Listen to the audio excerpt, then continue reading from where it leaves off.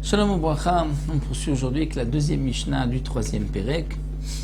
Comme nous l'avons vu dans la Mishnah précédente, les Chachamim ont interdit de se couper les cheveux, de se raser pendant Chol HaMoed, afin que l'on se prépare avant la fête.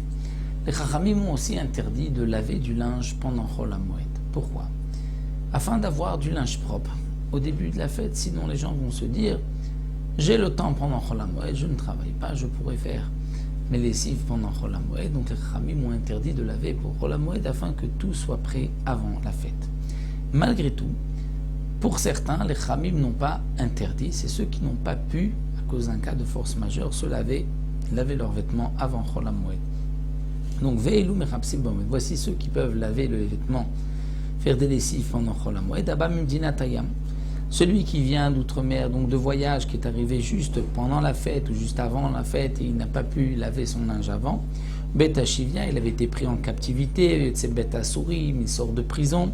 Vamenoudé, il avait été excommunié, je dirais les Chachamim, que les Chachamim lui ont enlevé son ido et son excommunication pendant la fête. De même celui qui avait fait le vœu de ne pas laver ses habits, et il a pendant Chol HaMoed trouvé un Chacham qui a pu lui enlever son vœu, il pourra laver pendant Chol HaMoed. De même mitpechot hayadaim, les serviettes qu'on utilise pour s'essuyer les mains pendant le repas, ou mitpechot asaparim, de même les serviettes qu'on utilisait pour les coiffeurs qui utilisaient pour ne pas que les cheveux tombent sur les vêtements, les blouses des coiffeurs, ça c'est permis.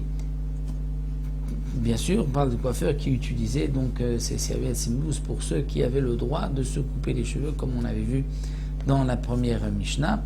Donc là, on pourra aussi laver ces serviettes, ou mitpechot aspag, et les serviettes de bain que on a le droit de laver. Donc là, on comprend aussi pourquoi on a le droit de le laver, puisque même si on les avait lavés avant Yom Tov, on a encore besoin, elles se salissent pendant la fête, on a besoin de les relaver. De même, Azavin, Azabot, Anidot, Vayuldot, tous ceux qui sont impurs, Zav, Ziva, les Nidot, les Odot, les femmes qui ont accouché, Vechol Haolim, Mituma, et Tahara, et tous ceux qui étaient impurs et qui sont devenus purs pendant Chol HaMoed, Aril ou Mutarim, ils ont le droit de laver leurs habits, donc là aussi laver leurs habits puisque les habits étaient impurs.